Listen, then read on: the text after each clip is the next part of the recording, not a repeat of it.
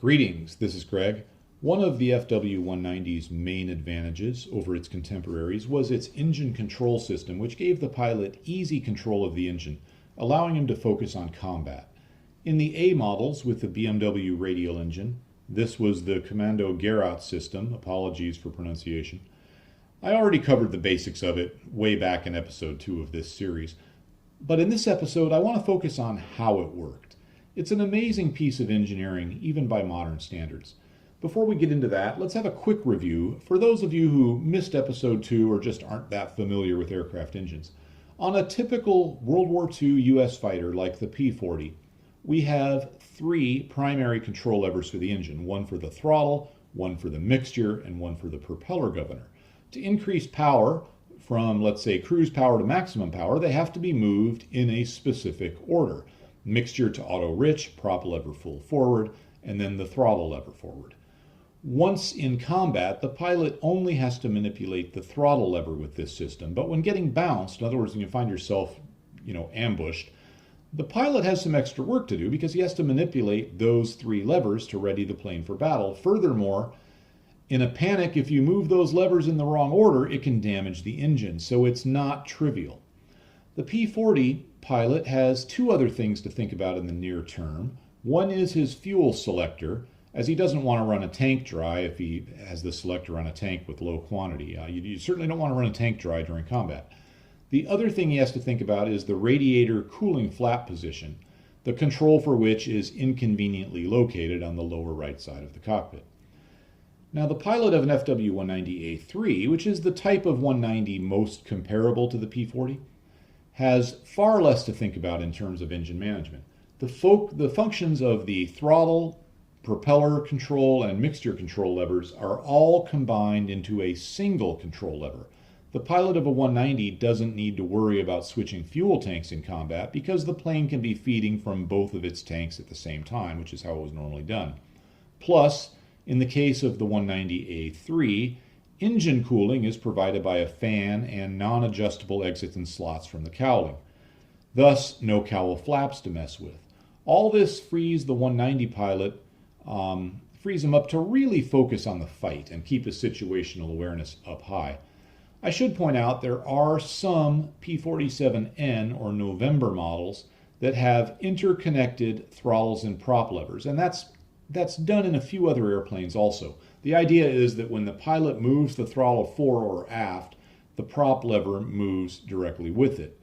However, in the case of the P-40, it's just a simple mechanical interconnect, and in some cases it causes more problems than it solves.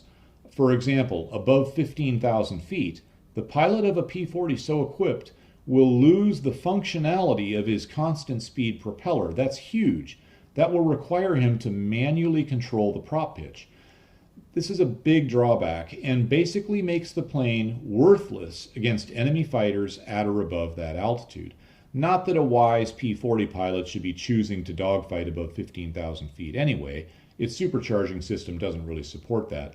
But in war, you don't always get to pick your battles. So this mechanical interconnect, while it simplifies things in certain airplanes, it's really not worth doing, which is why they didn't normally do it. And there were some other drawbacks to it as well, but we're going to just avoid that subject for now and focus on the Focke-Wulf. The FW190's engine control system combines all 3 of these controls, mixer, prop, throttle, but it's not a simple mechanical interconnect as we saw with the P-40 November. Thus, it does not have those same drawbacks. Before we dive into the system itself, please understand that we aren't going to be covering every detail of this system. I'm not going to get into every lever and bell crank and air pressure line and so on. But I do think that we'll be covering more on this subject than has ever been covered in a video or in popular print media. I'm using 4 sources of information here. They are the FW190 factory manual for the A5-A6 variant, the Bmw 801 Service Manual, the actual German wartime manual, an article from a 1942 issue of Aviation magazine that details the 801 engine, and it's a pretty good article.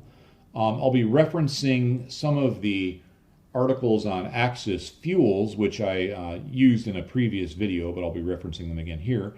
And this will be no surprise to viewers of this channel. I'll be using a Naca report. Naca did a detailed evaluation of the Kommandogerat system, so we're going to really be looking at that. I'll try to fill in some of the blanks with my general knowledge of engines and airplanes, and there are some blanks to fill in. Hopefully I don't make any errors, but if I do, I'm sure some of you sharper viewers will point that out.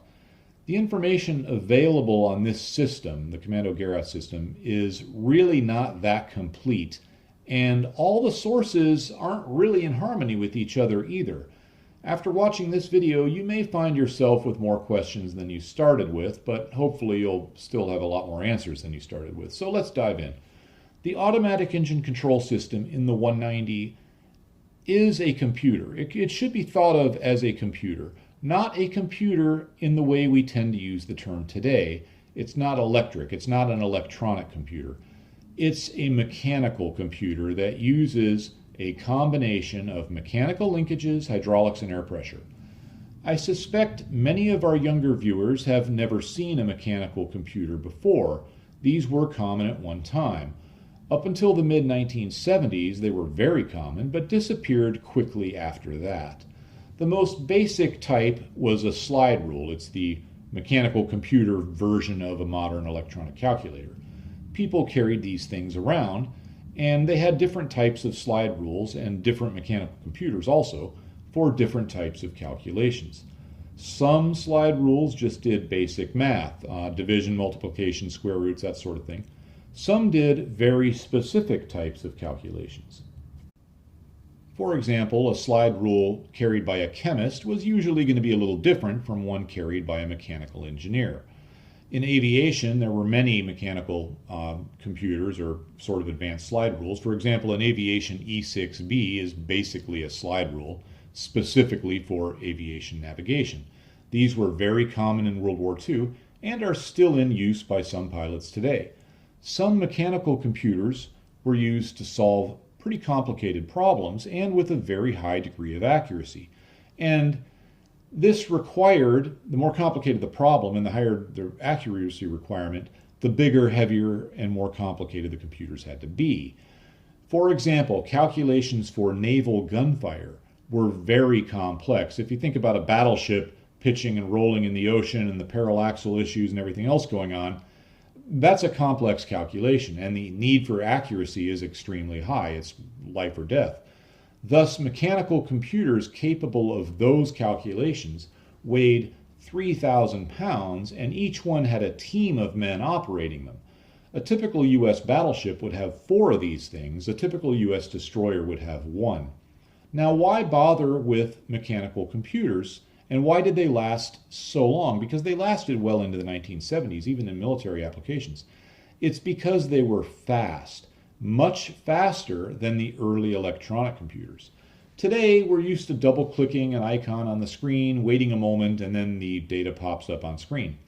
Back in the 1960s, even that late, if you might have a super modern electronic computer that took up a whole room, but you had to spin your tape drive to the right spot, wait, and then wait some more before you got your answers. Mechanical computers were fast and accurate. They were complex and expensive, but people forget this, they were faster than the early electronic computers. Mechanical computers in fuel injection systems lasted into the early 1980s. These were something similar to the fuel control portion of the Kommandogerat, surprisingly similar. Today, you may still encounter mechanical computers, but it's not common, and then only in very specialized applications. I still see them, though, in older diesel engines, also very old flight simulators. We're talking about 707, 727 stuff. And also weight and balance computers for old airplanes are often still mechanical computers simply because newer electronic ones are slow to get approved for use. Some airlines don't want to spend the money on them, and there's a reasonable reason for that. They don't offer that much of a benefit in some cases anyway, talking smaller turboprop airplanes. Now, the Kommandogerat is very complicated because it has a lot of inputs and outputs. It's doing complex calculations, and it has to make new calculations when the inputs or desired outputs change. So let's take a look at those inputs and outputs to kind of get a rough idea what this thing does. It adjusts and monitors propeller RPM, which means it also controls engine RPM, as those two things are physically connected through a gear reduction system. It also controls fuel mixture, ignition timing, boost pressure, and the supercharger speed changes. In the 190, the supercharger can be driven at 2 different drive ratios. It's essentially a 2-speed transmission that drives the supercharger. Thus, the engine control system controls all adjustable engine parameters relating to power and economy. All the pilot has to do is say how much power he wants via the throttle lever in the cockpit. So these calculations are further complicated, though, because the control unit has to control all these parameters in relationship to each other and to altitude. In other words, as the pilot goes from economy cruise to combat power, all the pilot does is move the throttle lever forward. But the Kommandogerat system then causes manifold pressure to go, in this case, from 1.05 to 1.3. It speeds the engine RPM up from 2,000 RPM to 2,700. Does that, of course, by changing the prop pitch. It richens the mixture and alters the ignition timing. Then as the plane climbs or descends, it's going to need to adjust these parameters almost constantly.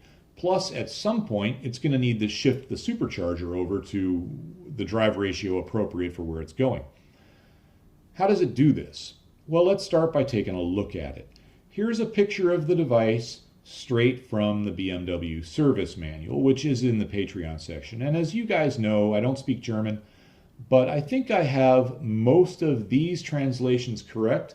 And if not, I'm not too worried about it, because I'm 100% sure our German viewers will straighten me out, and I'll post any important corrections or additions to this information or anything else I get wrong in the description section. So please check there before taking any of this information to the bank.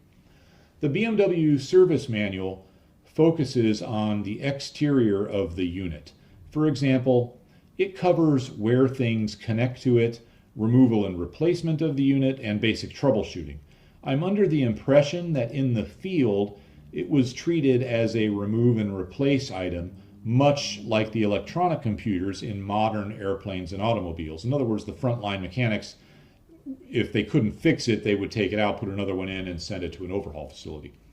So I'll go over this diagram so we can get a little better idea of how this thing is laid out. Although later in the video, we're going to get a better look at its internal operation. Starting in the upper right-hand corner, we have the does linkage to the speed controller. I have no idea what does means. I use several different translating apps. None of it made any sense. Although I am in Germany right now, but I'm not going to run downstairs and ask somebody. Linkage to the speed controller is the next thing. That one's easy. The only input or output speed this thing would be concerned with is RPM. Moving around clockwise, we have the control for ignition timing. This has to be varied based on manifold pressure, charge air temperature, RPM, and fuel mixture. Next, we have the dive lever. I have no idea what this is. Could be mistranslating this. German aviation terms are a bit tricky to translate, so again, check the video description for updates. Next, power lever selector. This has to be the input for the pilot's throttle lever, because there has to be one, and this is the only thing that makes any sense for it. Continuing clockwise, we have the oil filter, oil pressure, and oil supply. Oil pressure has to be oil going in. 2 reasons for that. One, it has to be under pressure to go in and be forced through all the passages. Also, the filter will typically, on devices like this, be located right after the inlet, because the point of the Kommandogerat having its own oil filter is to protect it from debris that might be coming from the oil supply. The fitting labeled oil supply is likely the return line to the oil supply. Next up, control of the injection pump. This is involved in mixture control. Boost gauge. I spent way more time on this than I probably should have. For a while, I considered that this might mean gauge, as in measuring or gauging the engine's boost. I thought it might be a boost pressure inlet to the system. It's not. I tracked down the diagram for this thing, and it connects to the ATA gauge, also known as the boost gauge, in the cockpit. This took me a long time to find. Here it is on number 5 in this diagram, so we know with certainty what that does. Continuing clockwise, injection pump regulator, that's also part of mixture control. Next up is the charge air temperature input. This is both interesting and troublesome for the purpose of making this video. Charge air, that means air that's been compressed by the supercharger. It's the air that has been charged by the supercharger. It's going to be relatively hot, and the temperature of that air is a big factor in engine management because it reduces the density of the air, which reduces how much fuel you need for a given temperature, and it moves the engine closer to knock. So it's very important, and typically engine management systems will retard ignition timing, increase fuel flow, and possibly reduce manifold pressure if this temperature gets too high in an effort to prevent knock. Now, Naca testing of this system showed that the unit they tested wasn't using this feature, at least not effectively. More on this later. Be aware that there are some systems in aircraft and some very modern automobiles that increase manifold pressure, at higher temperatures. In other words, as temperature goes up, they run more boost. And they do this to make up for the reduced air density and maintain rated power. Normally, you want to go the other direction because you're trying to avoid knock, but I want you to be aware there are some that increase things at higher temperatures. Now, I've had my share of arguments with this, typically with other automotive tuners, but it's absolutely true. I'll say it again. Some systems increase boost at high charge air temperatures. However, this is only done on engines that are very understressed from the factory. But I have seen it in some turbo Lycoming aircraft engines. The Piper Chieftain uses this, which is a very good airplane with very good engines. I've also seen it in some modern Italian automotive engines. Now, I know this goes against conventional wisdom, which is that at high temperatures, you're moving the engine towards knock, thus need to run lower boost or lower manifold pressure. But it's not always the case. Here is a chart from Lycoming proving that they do this. Hopefully that reduces the number of comments I get from people telling me I'm wrong. Now, I don't think the 190 does this, by the way, but I was not able to determine that for sure. The next two items are related to boost. That means they adjust the throttle position based on the throttle position lever in the cockpit, or the position of the throttle lever, I should say, in the cockpit. The final component here is involved in supercharger speed switching. As most of our viewers know, as the airplane climbs, it reaches a point where the low gear speed on the supercharger won't allow full manifold pressure, and it has to shift gears. So that covers the outside of this thing. But what about the inside? We need to cover not only how it works, but we need to get an understanding of the system logic. Thankfully, Naca did an evaluation of the Kommandogerat unit and covered it in tremendous detail, both in terms of how it works and in terms of its effectiveness in controlling the various engine parameters. In the introduction, Naca points out, very correctly so, that aircraft engines of the time were complex and needed considerable attention from the pilot in order to get maximum performance. It was clear to them that military pilots in battle would find it difficult or impossible to give the engine that level of attention. Thus, to get maximum performance in combat without sacrificing the pilot's situational awareness, some type of automation was desirable. The unit they tested was from a plane with a Bmw 801D2 radial engine. This is the 1705 horsepower version that ran on C3 fuel. It was typically used in 190 A3s, A5s, and A6s, as well as some twin-engine airplanes. The unit used for testing was a sealed unit, meaning it hadn't been opened up since leaving the manufacturer or possibly some other approved overhaul facility, and was installed on an operational frontline airplane. The report is from 1945. However, the report does not specifically say what type of plane it came out of or when. For Naca's testing, it was not installed on an engine, but was tested in a lab on a test bench with everything connected. A considerable amount of the report details just how this was set up. In short, they had an engine simulator so they could control and change all the variables as needed under precisely controlled conditions. The method did give them a high level of precision. These were the accuracy levels, which are pretty good for this type of work. Let's take a look at the Kommandogerat system diagram from the report to get the big picture. Now, when looking at these diagrams, it's best to find the familiar things first. So here we have the pilot's hand and throttle lever. Here is the combustion chamber. You can see the two valves, intake and exhaust, on either side of it. And you can see the fuel injector. Remember that the BMW 801 is a direct injection engine. Fuel is sprayed directly into the cylinder. Here is the propeller governor. It works via the flyweight system. We covered that in an earlier video about constant speed propellers. This was pretty standard. This is the centrifugal supercharger. It's a single stage unit with dual speeds. This is the intake manifold and the throttle. So at this point you should be pretty well oriented. I'm going to start with fuel mixture. This is controlled by the fuel injection pump located at position L. This part alone has considerable complexity to it. That's something to think about here. A lot of these components that are being shown are themselves fairly complicated. This injection pump is engine driven. It has 3 cams, 14 plungers, roller followers, and so on. It's a complicated thing. For our purposes, though, we just need to know that it's a pump and that it can vary the amount of fuel going through the injectors and into the engine. The pump is influenced by the mixture control device at position K.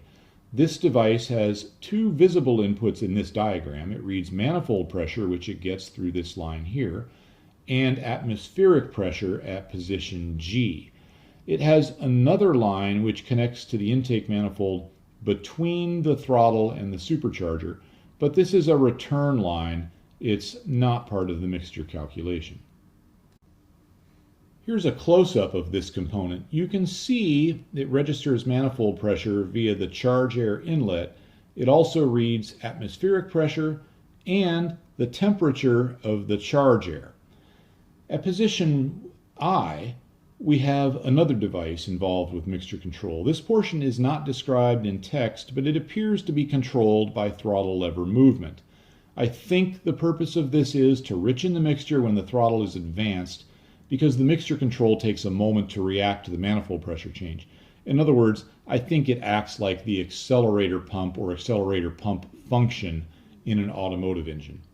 At position D, we have the mechanism responsible for selecting the supercharger drive ratio, the gears for which are at position C. Again, that's like a little 2-speed transmission. Its inputs are atmospheric pressure and manifold pressure. Right above that at position B, we have the manifold pressure control, which is going to be manipulating the throttle.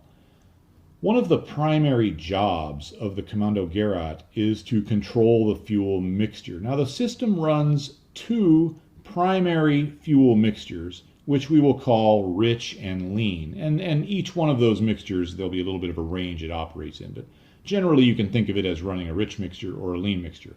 Now, it switches over from the rich mixture to the lean mixture as the pilot pulls power back. Let's say he's going from climb power to an economical cruise power.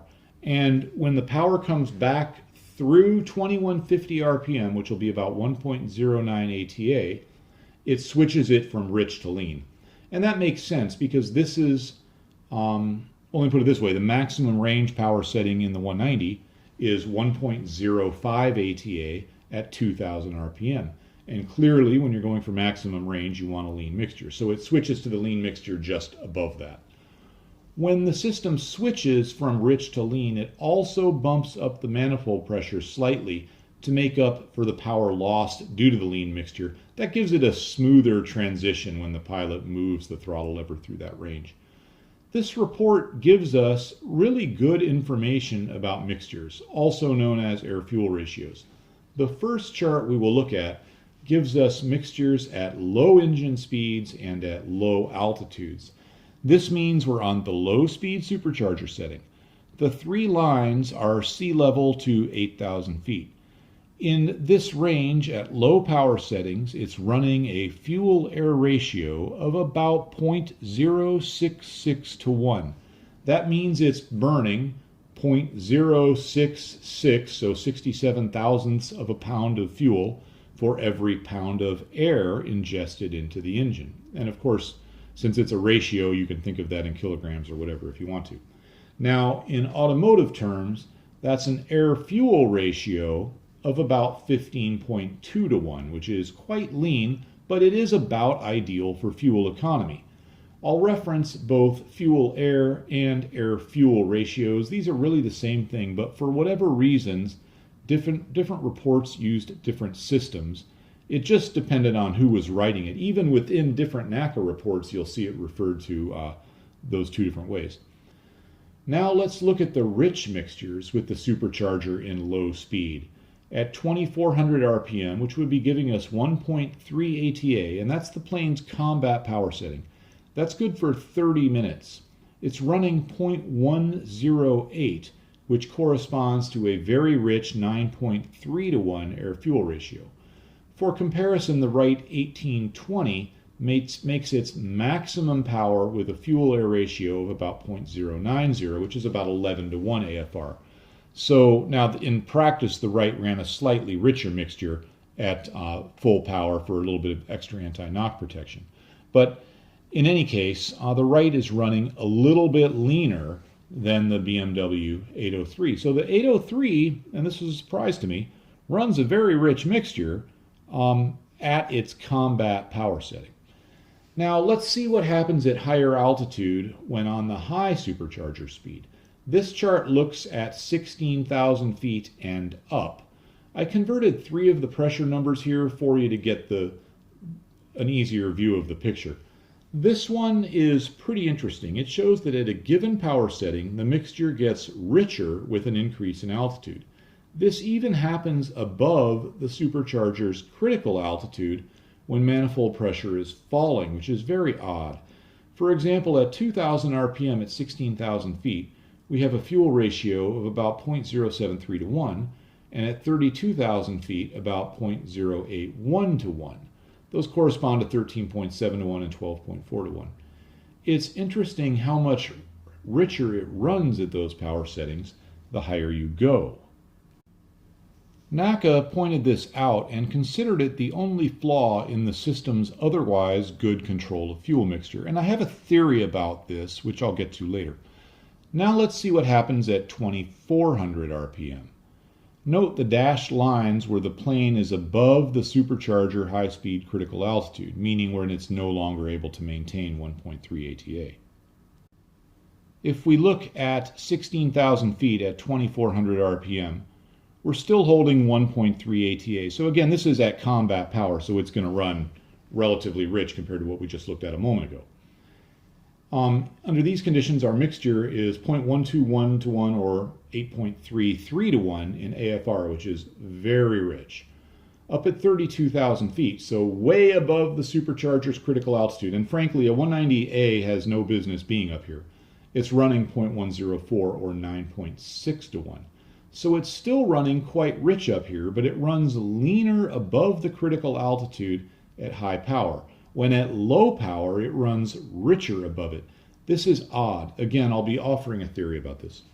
Moving on, ignition timing is largely regulated in this system in accordance with mixture and manifold pressure. It operates just as most other engines do. It retards ignition timing for start. That makes it easier to start the engine. And it retards it at lower RPM settings. It advances it at cruise power quite a bit and retards it again at higher manifold pressure values, primarily to guard against knock. There's a whole lot of theory on ignition timing and when you advance it, when you retard it, and I'm not going to get into that right now. That would be an entire video. Actually, so would air-fuel ratios. I'm just putting the actual numbers up from the reports for the moment. But let's take a look at the ignition timing table for this engine. This is about what I would expect a timing curve to look like for an airplane. I don't look at a lot of curves for airplanes, but I do look at ignition timings for cars, and considering the huge bore, low RPM, this makes sense to me. About 25.5 degrees of advance at about 38 inches of manifold pressure. What if the Kommandogerat system gets hit by enemy fire or just fails for some reason? I remember it is a complicated thing. Well, the system has an emergency backup feature. When using the emergency system, the pilot won't have full control of the throttle, but will have control within this range. enough for cruise power. Now, exactly where in this range he will fall on depends on where the throttle was when the failure occurred. Also, the constant speed prop may not work, supercharging switching may be disabled, and the engine will run a more limited range of mixture and ignition timing values. In other words, the backup system will get the plane home, but you wouldn't choose to go into combat with an engine stuck in this mode. NACA's overall summary of the system was quite positive. Keep in mind, they were not evaluating it specifically for ease of use, although I think the ease of use sort of goes without saying, but these guys are not pilots. They're looking at it purely from an engineering standpoint. They thought the manifold pressure control system worked well. They described the emergency system as sufficient. They felt the supercharger gear change worked well, but they did find something they considered to be a real drawback, and that is that the system changes back into the low gear when you're descending way too late, and it hurts performance because you end up throttling the high speed so much you're losing horsepower. They did understand, at least they think they understood why this was done, and the idea was that if somebody was in a descending fight in a 190 and ended up at the changeover altitude doing a lot of climbing and descending, like let's say you're doing a lot of Chandelle-esque type maneuvers, they didn't want the supercharger constantly switching gears because that would be distracting and problematic for the pilot. So they just made it so it would stay in the high supercharger speed down so low that it was losing some performance because of it. Regarding the propeller pitch control, they felt that it had some undesirable lag in it.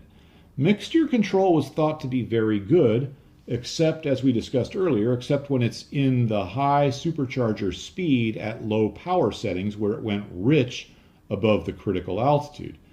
Interestingly, they noted that the charge air temperature, I think this is important, the charge air temperature had no effect on mixture, although the feature for it to do that exists in this system. In other words, it could be set up to do that, but for whatever reason, either it wasn't set up that way in this particular unit or it just didn't work.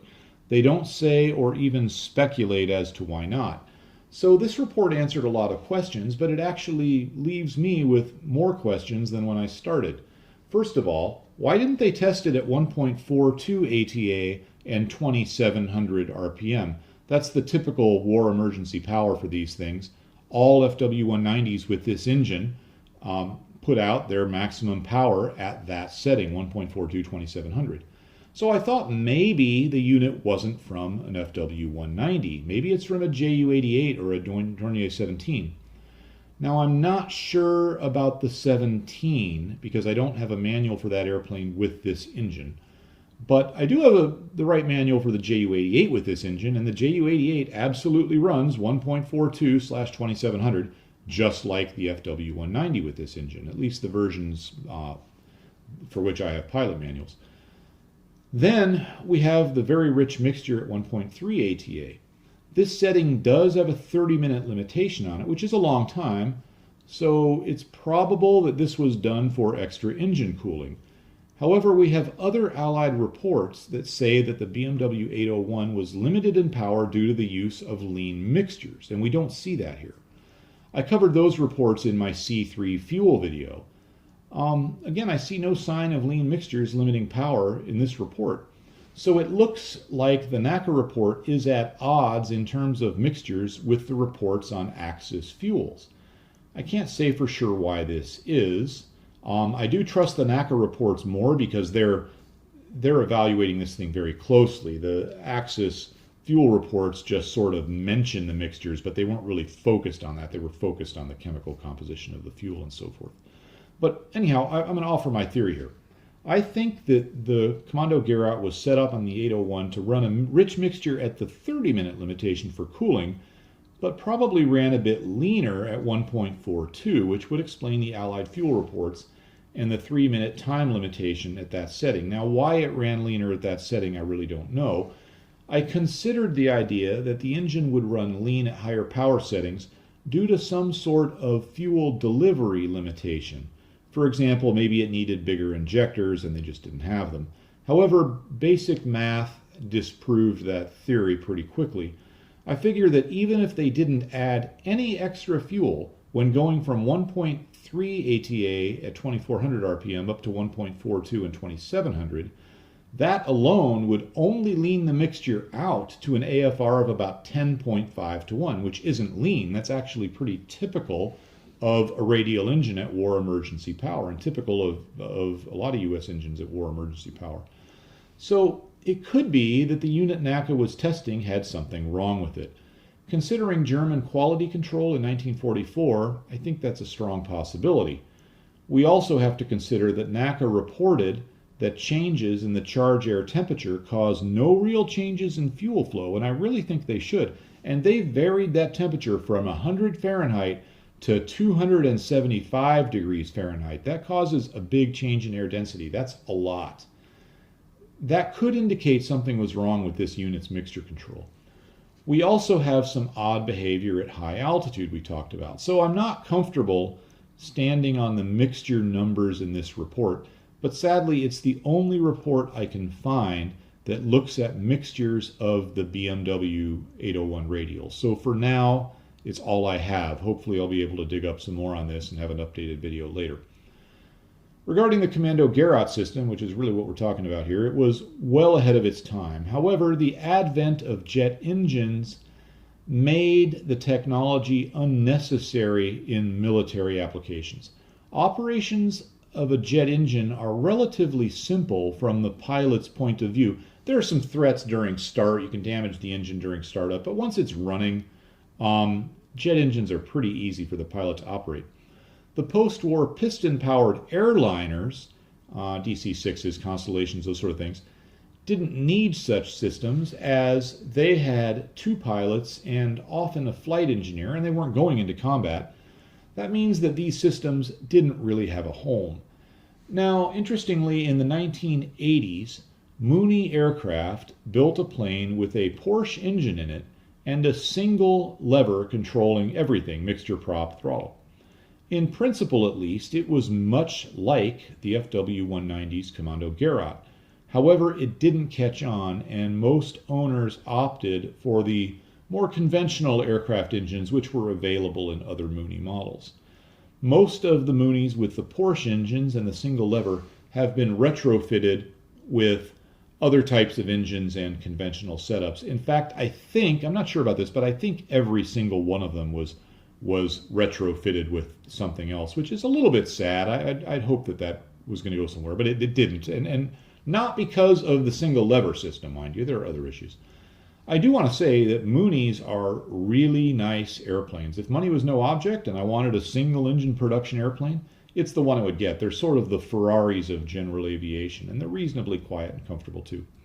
In the automotive world, some cars, but not many, used fuel injection systems that were quite similar to the mixture control portion of the Kommandogerat. These included German's Kugelfischer system, which is, hopefully I'm saying that right, which is in some BMWs, and the Spica system used by Alfa Romeo. That was in a lot of Alfas, especially in the US market, from the early 1970s up until 1981. And those systems have mechanical computers. They're very similar to what we're seeing in the 190. On the fuel side, their ignition systems and stuff are different. Now, if we fast forward a bit into the 2000s, and starting at around 2004, nearly all automobiles have an engine management system that you could say traces its roots back, at least in principle, to the Kommandogerat. Of course, they've replaced the mechanical computer with an electronic one. That's to be expected. But the new engine management computers control turbocharger shaft speed, throttle position, mixture, timing, and a lot more. They tie into a lot of other aspects of the automobile too, not just the engine. Modern cars run what is essentially a super modern electronic Kommandogerat. That's all I have for now. I want to thank my subscribers and especially my Patreon supporters.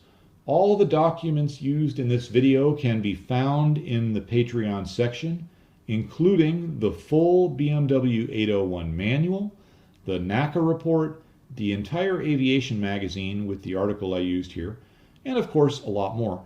Patreon supporters are very important to me as they're the ones funding this channel and helping to choose the direction I go with it. My videos don't fit into the ideal YouTube formula, which in regards to this subject matter is a 12 to maybe at the most 20-minute video that's simple enough to appeal to a very large audience. In other words, I have multiple 30-minute plus videos just on different aspects of the FW190, when the ideal video is one that covers the whole plane in a very non-typical way and runs about 15 minutes. But don't get me wrong, I'm glad the channels with the simplified stuff are out there. They help get more people interested in this subject matter, but it's just not the direction I personally want to go with this channel. So again, thanks for your support. I really appreciate it. That's all for now, and have a great day.